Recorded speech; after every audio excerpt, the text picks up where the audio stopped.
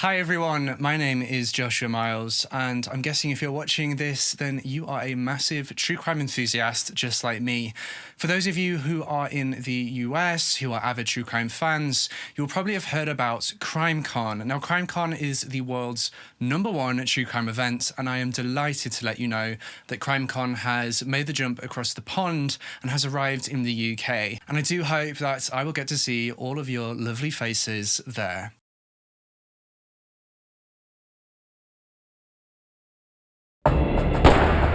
Two deadly fugitives are on the run from justice. Authorities follow an electronic trail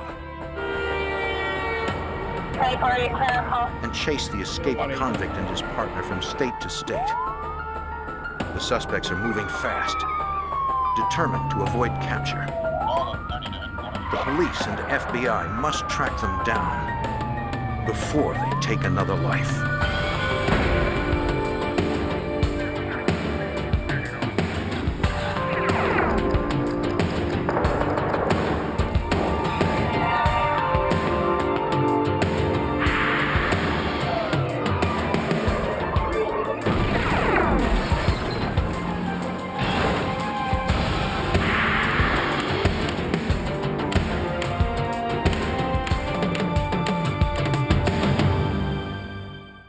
In Pennsylvania, an inmate escaped with the help of his female accomplice.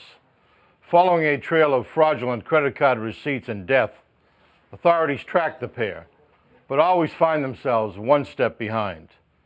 I'm Jim Kallstrom, former head of the FBI's New York office.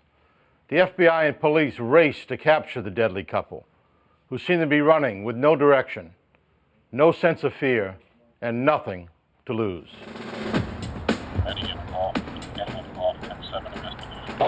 10-7 investigation, Eddie involved. September 25th, 1993. Friends of 74-year-old Guy Goodman contact the Palmyra, Pennsylvania police. They're concerned because they have not heard from him in over a week. Goodman's landlord meets an officer at his rented house. You have a key for the door there? I do. Okay, let's go check it out. Okay.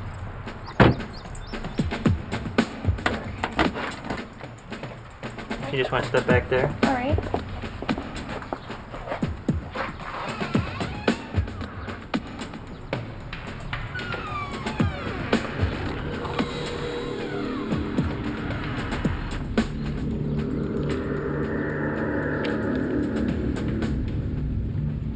The officer observes shards of broken porcelain on the floor and dried blood on the floor and walls. Blood spatter trails down the hall and leads to the basement stairs.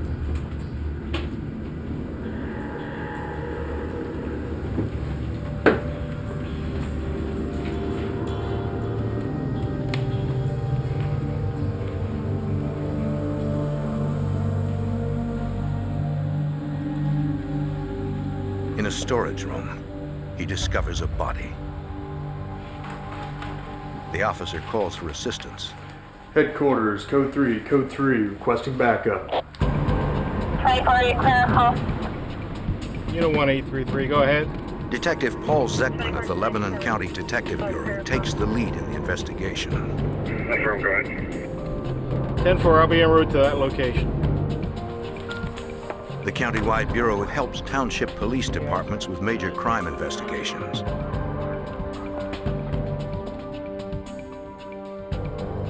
It was evident that the house had been ransacked. The kitchen drawers were open, things were strewn around on the floor.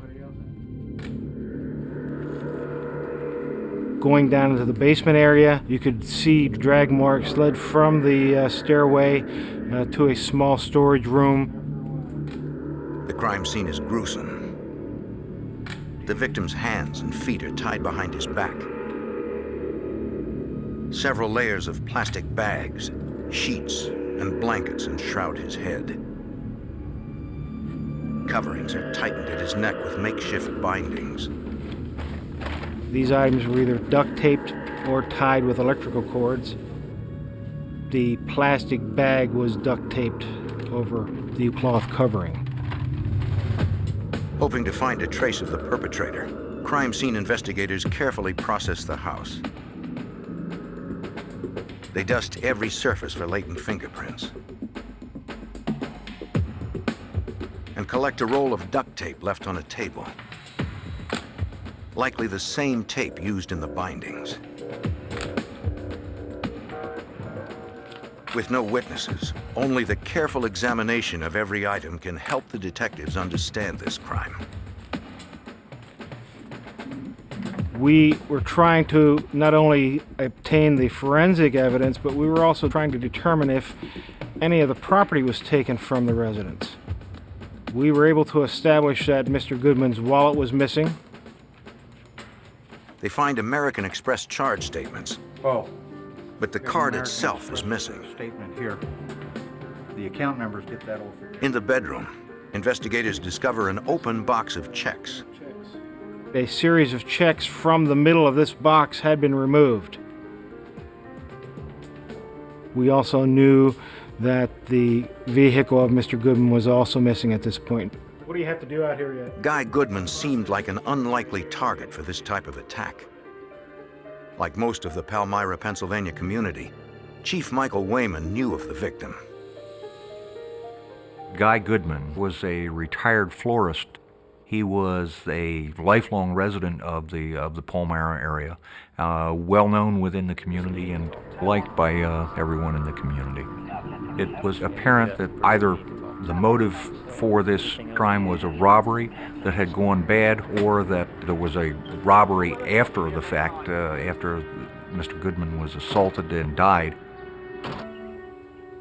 Palmyra, Pennsylvania is located in Lebanon County. This peaceful community sees fewer than 3 murders per year. In most cases, the victim knows the killer. At the autopsy, the victim's face is unrecognizable. The medical examiner uses dental records to confirm it is Guy Goodman. Based on the body's decomposition, he concludes Goodman has been dead for about a week. Although the victim was severely beaten, his wounds were not fatal. An examination of his respiratory tract reveals he died slowly from suffocation.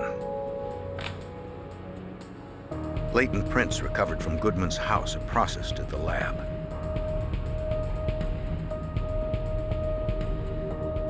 Examiners check the prints against local arrest records and find a match.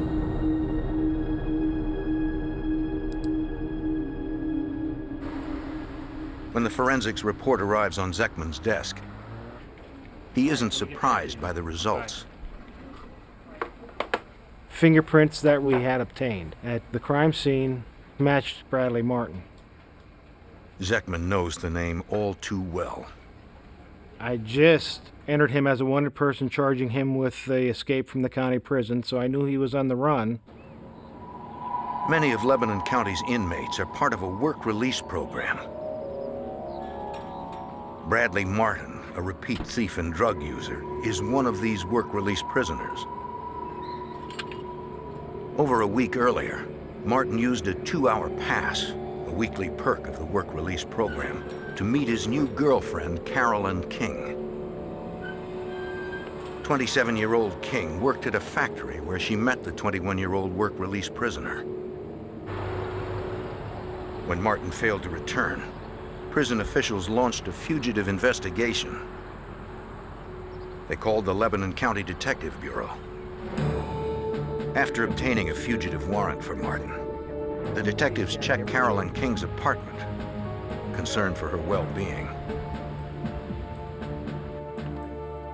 But King is not there, and they find nothing to indicate where she is gone, or even if she is with Martin. The detectives entered Martin in NCIC, the National Criminal Information Center. Once the murder of Guy Goodman is discovered, there is a greater urgency to find Martin and to determine if Carolyn King is unharmed.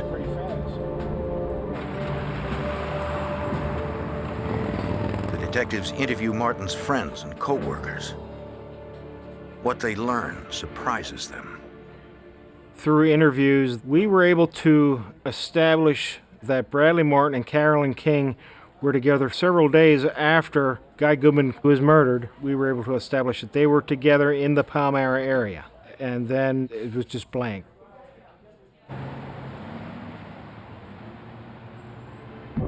Detectives face the possibility that Carolyn King may be Martin's accomplice.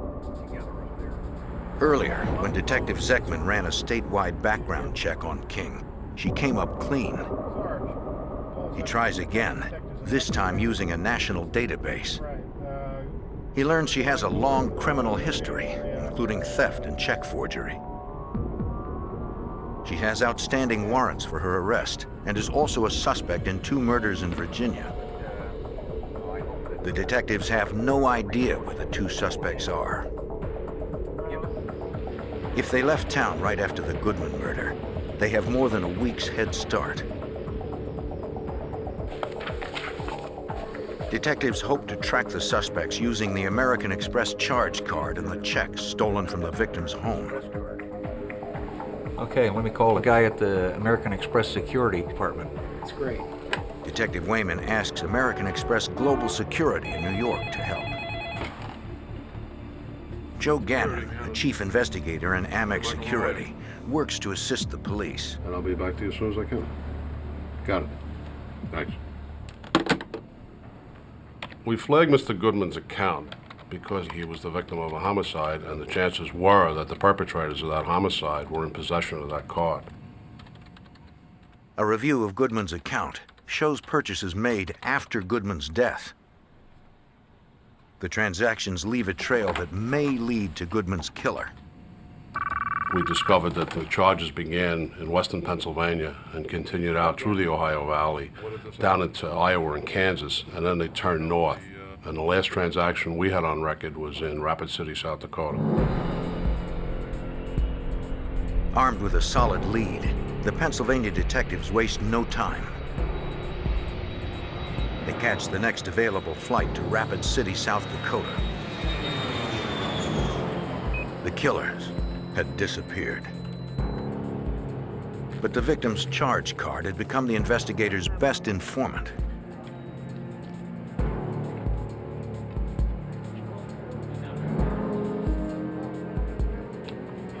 Police hope the trail of surfacing transactions will lead them to the murderers.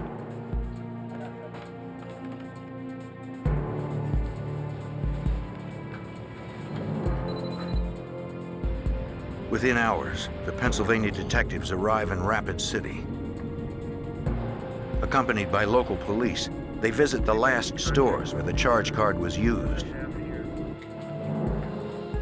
Interviews with clerks verify their suspicions. Up until this point, we were speculating that Bradley Martin and Carolyn King were the 2 people that were using Goodman's American Express card. Then, investigators catch their first real break.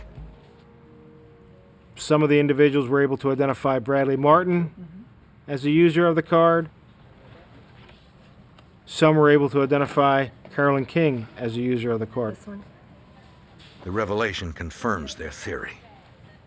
It was no longer a whodunit. We knew for certain who had done it. Now it was a matter of changing the focus of the investigation to apprehending them. The Pennsylvania detectives circulate photos and detailed information about the suspects to all South Dakota law enforcement agencies. The Rapid City Police Fraud Unit, or Bunko Squad, tells them of an interracial couple who've been passing bad checks at local stores. Rapid City Police Department had a black and white bunco team who are trying to do a con game within the area. It was a black female and a white male driving a vehicle with Virginia plates. We knew that this fit the description of Carolyn King and Bradley Martin. We knew that Carolyn King had a vehicle with Virginia plates. We felt that they were there working in the Rapid City area. Driver's license registration, please. The Pennsylvania detectives assist as Rapid City police pull over the couple in the car with Virginia plates. They confirm the couple is the team Rapid City detectives have been hunting, but not the suspected killers.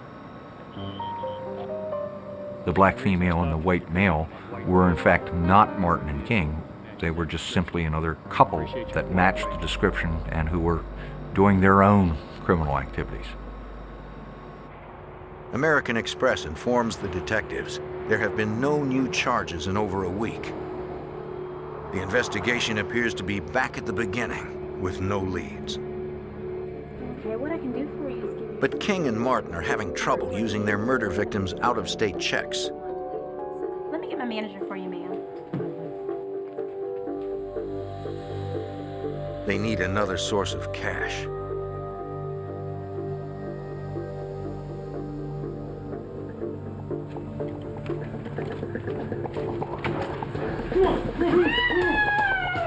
Their next victim, a 59-year-old woman traveling alone, Donna Martz. Why are you doing this? The terrified woman complies when they force her to take them to her car.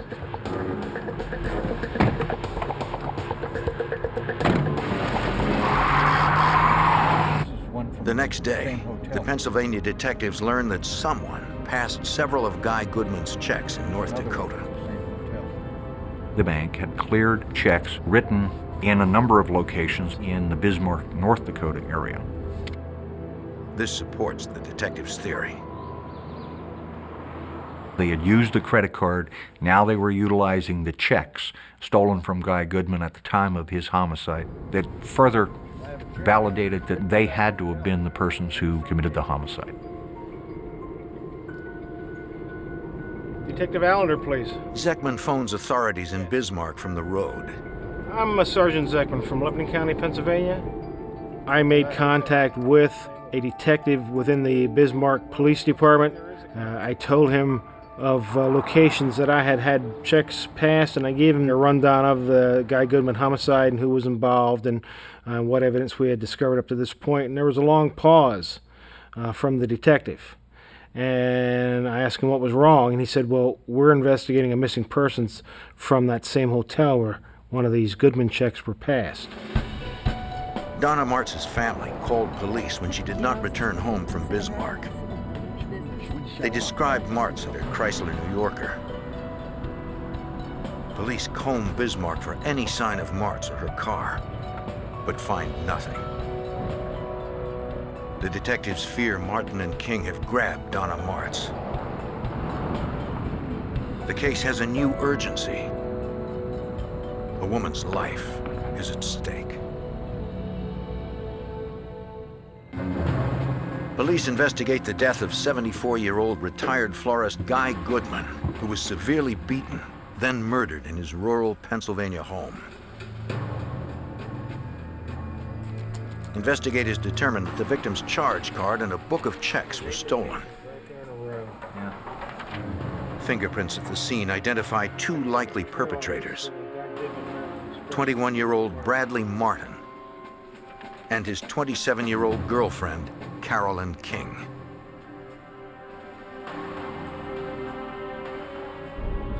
Pennsylvania detectives Paul Zeckman and Michael Wayman follow the pair of fugitives to Bismarck, North Dakota,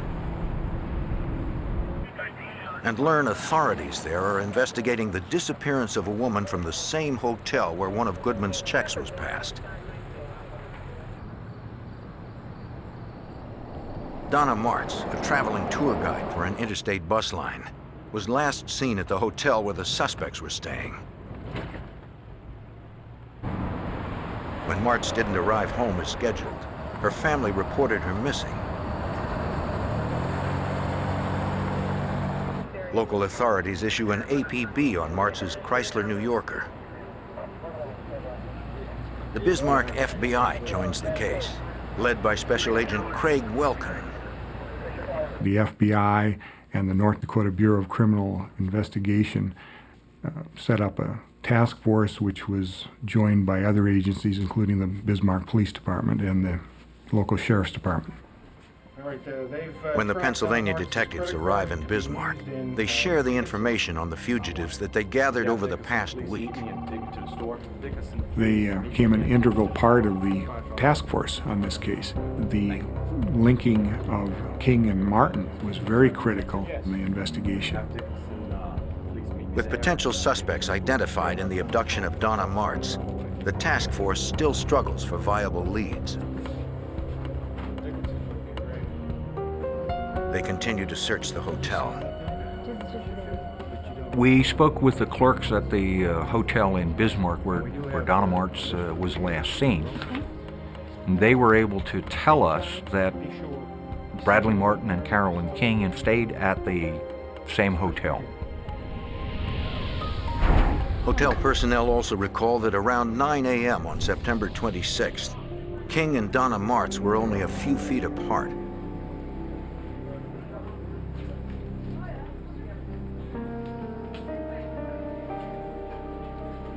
They were able to confirm that Carolyn King had been in the lobby at the same time that Donna Martz was in the small dining area having her continental breakfast. No one noticed Martz leaving the hotel with anyone, but investigators fear she's been kidnapped. Now they need to find out where the fugitives went next. Then, police discover Guy Goodman's car, abandoned, outside Bismarck. There is no sign of Donna Martz. And the search reveals only receipts from stores along the suspect's route and several unused checks bearing Goodman's name. Once again, the suspects have left authorities with no leads. FBI Special Agent Craig Welkin knows they must find Martz before her kidnappers decide to kill her. Everybody in an investigation like this is extremely busy. Lots of information coming in, including information that really is extraneous, but you don't know that at the time. So there's a lot of sifting and sorting of information, a lot of trying to prioritize and make sure that your primary emphasis is in the right direction to recover the victim alive and well and apprehend the suspects. Sleepless hours pass with no leads. Then, a break. Working with Donna Martz's bank, detectives learn her credit card was used in a shopping mall more than 100 miles away. She had no relatives out there. There was just absolutely no reason for her to go that way. The MO matches that of Goodman's killers. Mart's credit card started showing charges on it a day or so after she had gone missing. We were fairly certain that she was not the one doing the charges. The FBI dispatches teams to interview sales clerks at the mall. None of the clerks can positively identify Martin or King as the user of the card. But they are sure Martz did not make the purchases, which were for young men's clothing. When you're working the case, you become very much aware that the clock is working against you, particularly when you have a situation like this where we know that Guy Goodman was murdered.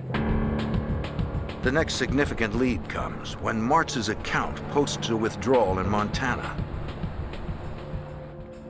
It occurred days earlier at an ATM in the small town of Shelby.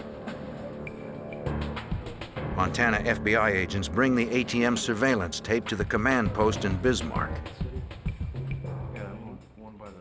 Detectives Wayman and Zeckman positively identify Bradley Martin using Martz's credit card. It is the first definitive proof linking the suspects to Donna Martz. The tape confirms Martin and King traveled west, but there is still no sign of Martz. The evidence is building. Yet investigators' main concern is not prosecution, but finding Donna alive. And although we had an ideal that they were heading in a general direction of west, they could change that direction at any time. So it was very frustrating because we felt that there was a short time frame in which, if Donna Martz was still alive, that we would be able to apprehend them and save her.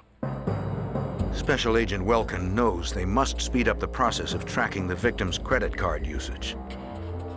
I contacted Ben Patty, a retired FBI special agent who was employed by a major credit card company issuing Donna Martz's card. At Visa's San Francisco headquarters, International Fraud Control Director Ben Patty agrees to help. Normally, when a cardholder uses their credit card, that bank that issued the card will not see that transaction information for 2 to 3 days. That's when it's posted, and the bank would then know where the transaction occurred. Craig Welkin was really wanting to find out when the card that belonged to Donna Martz was used in real time, which we could not do with the systems as they were at that time. To locate the suspects the instant they use the card, Visa must create a complex reporting system for a single credit card. But Donna Martz's life is on the line. We contacted the systems people in the computer center and explained to them what we wanted. They said, okay, we'll go into our systems, make the necessary changes in the mainframe computer so that this specific cardholder number could be captured as it came through our systems. The programmers estimate it will take at least 24 hours to create and implement the new program. FBI agents hope that the computer program will finally put them closer to the murder suspects and to Donna Martz before she too is killed. The coroner for Lebanon County, Pennsylvania, determined that retired florist Guy Goodman was savagely beaten and then slowly suffocated to death. His face was unrecognizable at the autopsy. The suspects, 21-year-old Bradley Martin and 27-year-old Carolyn King, have more than 20 felony convictions between them and are now fugitives on the run across the heartland of America. Authorities believe the couple is holding their latest victim, Donna Martz, captive and using her credit cards. The last charge was recorded in Montana. The FBI and police from across the country are in pursuit, tracking the suspects through the victim's credit card usage. Investigators remain one step behind. Led by Special Agent Craig Welkin. That was due to the flow of the information from the merchants to the credit card company, and then when that information was actually available from the computer database. In 1993, banking computers take days to post each transaction. Investigators await a new Visa program that will trap any activity on Martz's card. Pennsylvania detective Paul Zeckman chased the pair from the beginning of their flight. It was very frustrating being days behind locating places that Martz's credit card had been used, because we knew that, number one, this couple had killed Guy Goodman. We knew that Donna Martz potentially was going to be the next victim. If she had not already been killed, there was nothing we could do more than what we were doing to try and locate them and stop this from happening. Investigators try to estimate where the suspects will go next. They alert all law enforcement agencies on the suspects' possible routes. They post descriptions of the suspects in their vehicle in the National Crime Information Center's nationwide database. We entered both Bradley Martin and Carolyn King in NCIC. They were also entered in as kidnapping suspects. In addition to that, regional messages had gone out to all the police departments to be on the lookout for Donna Martz, Carolyn King, or Bradley Martin. If any police force in the country runs into the couple, the Bismarck task force will be notified. To further increase their chances, investigators fax descriptions of the suspects and the victim to police agencies along Martin and King's likely routes. But there are no incoming leads beyond the sporadic credit card purchases.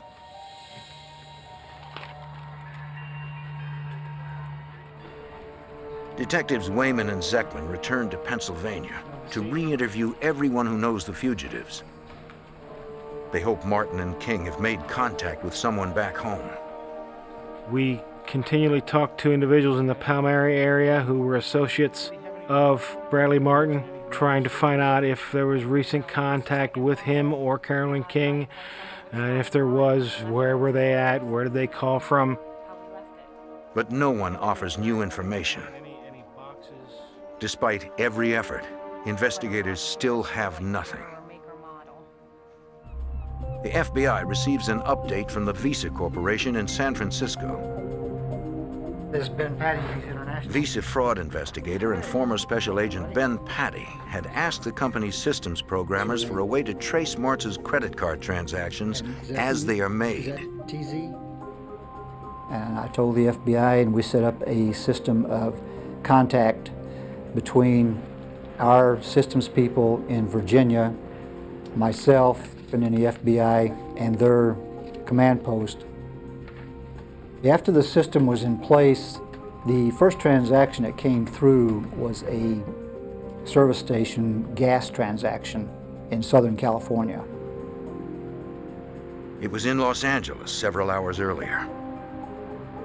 Investigators are closer, but still too far behind. While the task force notifies authorities in the LA area, Visa gets another hit on Donna Martz's card. The transaction came through our systems in real time. As soon as it came through the systems, we notified the FBI's command post, and it would have been within our 2-hour time that the transaction actually occurred. Then a transaction is made at a hotel in National City outside San Diego. Agents at the command post contact the FBI's San Diego field office. And the lead goes to Supervisory Special Agent Sam Stanton. We received information that the Donna Martz credit card had been used at the hotel in National City. So immediately I dispatched agents over to the hotel off of Interstate 5. Agents interviewed the manager and the security guard and employees at the hotel and was able to determine that a couple matching Martin and King had stayed at the hotel using Donna Martz's credit card. But the couple checked out 2 hours earlier, paying for the room with the Visa. Police officers and FBI agents swarm the area, checking hotel parking lots, convenience stores, and gas stations for Donna Martz's Chrysler New Yorker or any sign of Martin and King. Special Agent Stanton knows finding the car is a long shot, especially when that car has a 2-hour lead on authorities. Where San Diego's a very large city, and to try to find a vehicle in a city that size would be almost impossible. But we did put out an all-points bulletin and notified the state judicial police and the federal police in Mexico and the Border Patrol, thinking that maybe the individuals were headed toward Mexico. The Tijuana border is the busiest in the world. In 1993, nearly 40,000 Americans cross into Mexico every day without having to show even an ID. If the fugitives make it past the border, it is unlikely they will ever be found. All right. I know it's been a couple of days, but have you heard from Brad or Carolyn? Well, Then, the Pennsylvania detectives finally catch a break that narrows the search. What did he have to say? According to Chief Michael Wayman,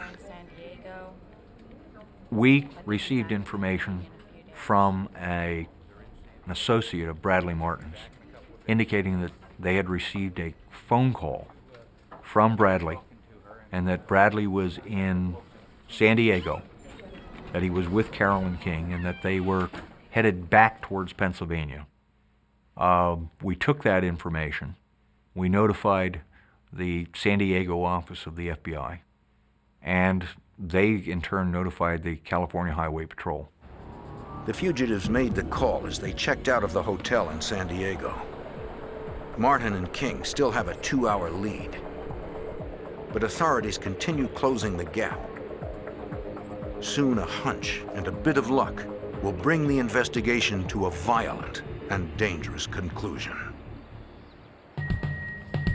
Fall 1993. Authorities chase Bradley Martin and Carolyn King, suspected of murder in Pennsylvania and kidnapping in North Dakota.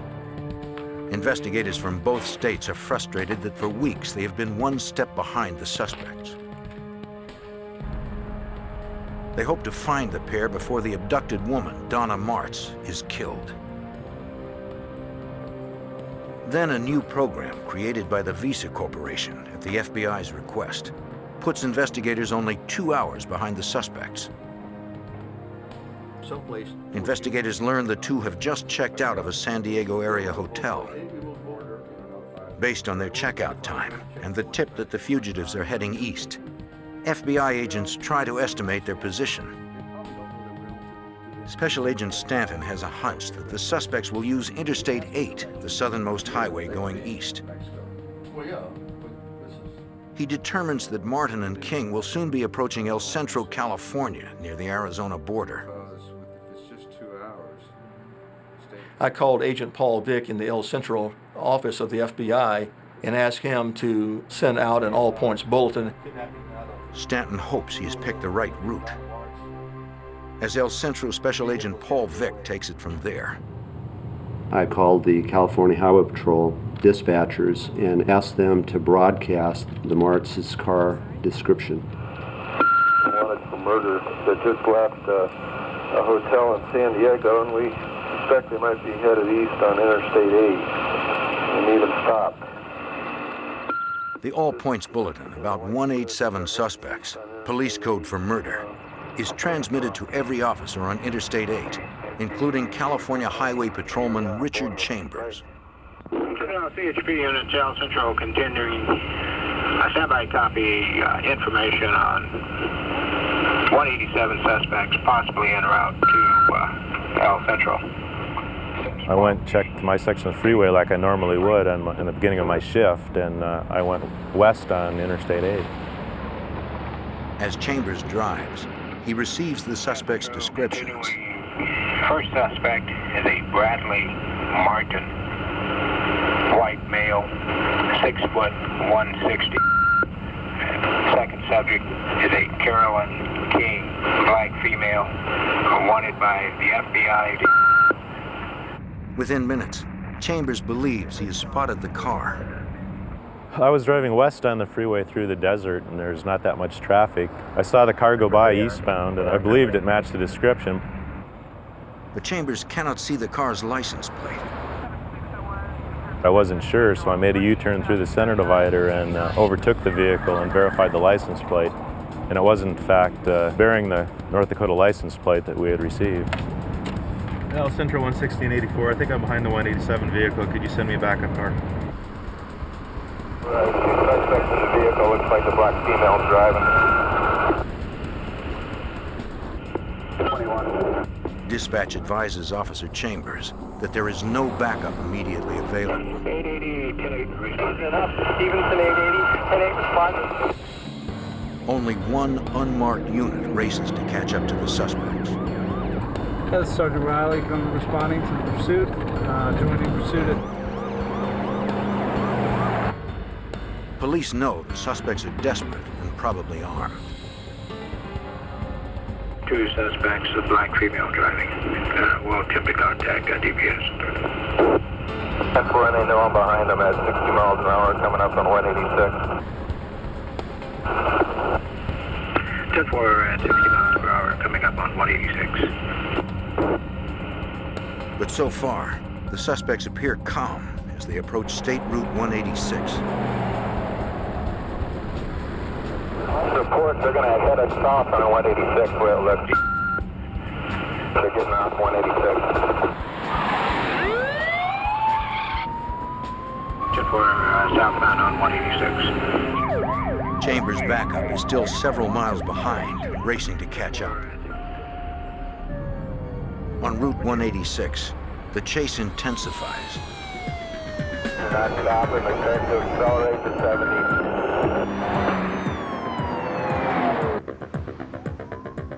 70. The suspects try to shake Officer Chambers, but he maintains pursuit, even as they escalate to 90 miles an hour.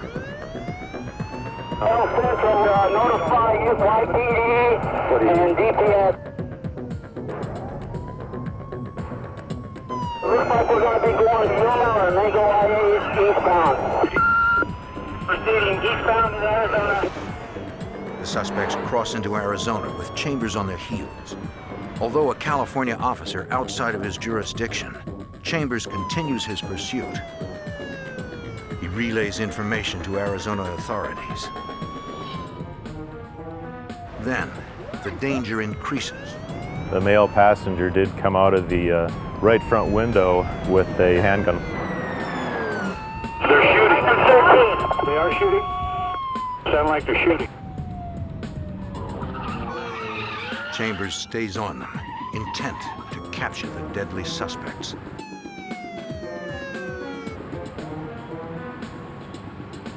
As the cars speed toward the town of Yuma, Arizona, dozens of officers listening in race to cover Chambers.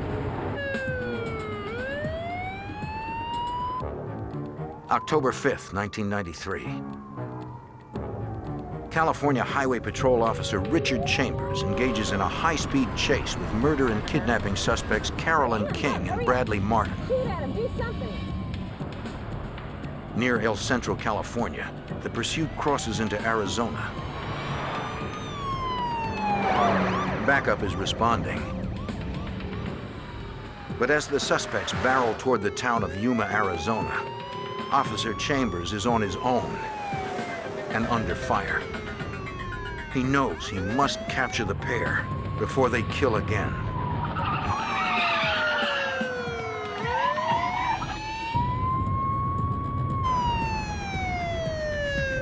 The suspects exit onto a smaller road, this one with intersections. Chambers radios their position. They're going into Yuma now. Get my units out there to back them up. They run through 2 stop signs without incident. Then,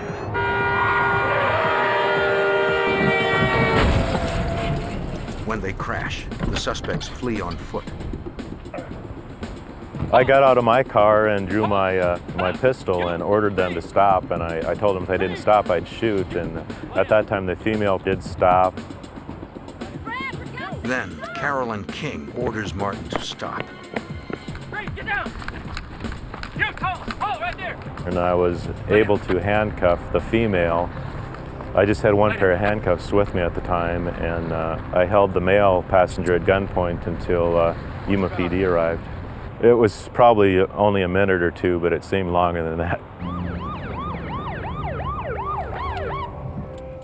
When the backup officer arrives, he helps take the suspects into custody. Put your hands behind your back.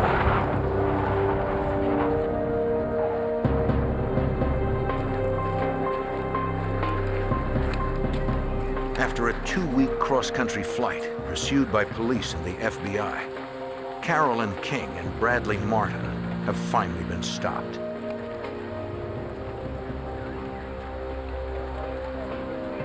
But investigators' first concern is the safety of the kidnapped woman, Donna Martz. She is not inside the car. On the floorboards lies the handgun Martin fired at Chambers. They open the trunk.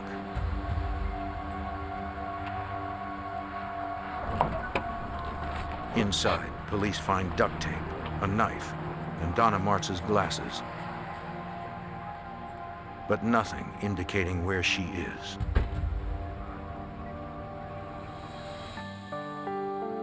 Martin and King are taken to the Yuma Police Department, but they refuse to tell officers what happened to the kidnapped woman.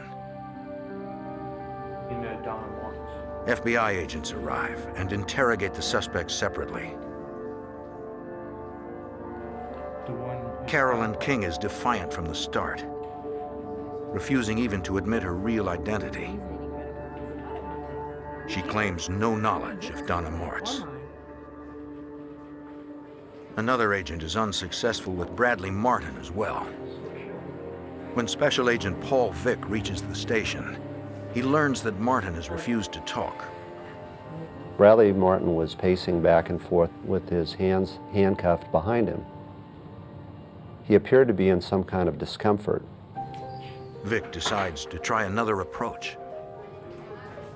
Martin told me that his neck hurt and he had pain extending down into his right arm. Hoping to win Martin over and get him to cooperate, Vick offers to recuff him in front so he will be more comfortable. His strategy works. Martin told me that he would speak with me. The agent reminds Martin he had earlier invoked his right to an attorney, but the suspect says he is now waiving that right. Vick drafts a statement to ensure Martin's waiver will hold up in court.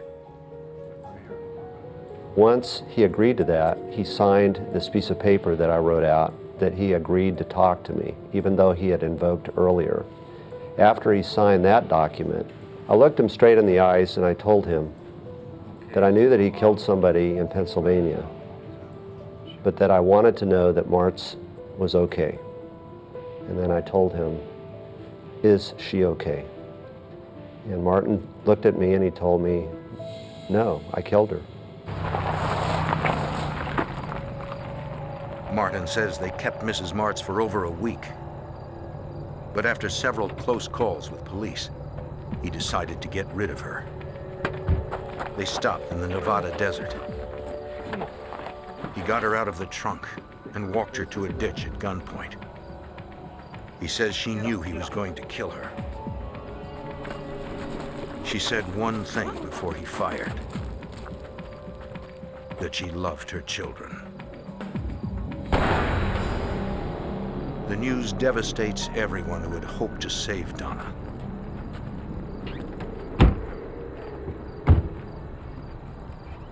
At the conclusion of the interview with Martin, we obtained a map which showed approximately where Martz could be located in Nevada.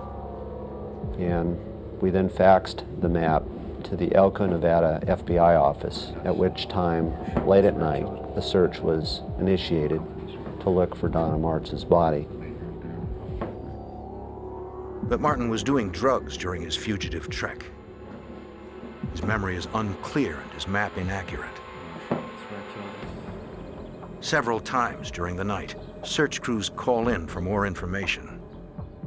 The desert area near Elko, Nevada is hundreds of square miles. The crews do their best searching through the night and into the morning. Then, on October 7th, investigators find the body of Donna Martz about 1.5 miles off Interstate 80. In a case like the Guy Goodman, Donna Martz homicides, the drive is to keep anyone else from getting hurt. Secondly, it's solving the case, get them off the street and into jail, and then successfully prosecute them. In Nevada, Martin and King plead guilty to the kidnapping and murder of Donna Martz and receive life sentences. In Pennsylvania, they are found guilty of the murder of Guy Goodman. Both Martin and King are sentenced to death. This case is an excellent example which showed the interagency cooperation between the FBI and local county and state officials in California, Arizona, North Dakota, Nevada, Pennsylvania, and numerous other states. From working together, we were able to solve this case and apprehend King and Martin and get them convicted. For Donna Martz's 11 grandchildren, 3 children, family, and friends, the convictions bring a sense of closure. Even today, they are comforted in knowing police and the FBI caught Martin and King before they could claim yet another victim.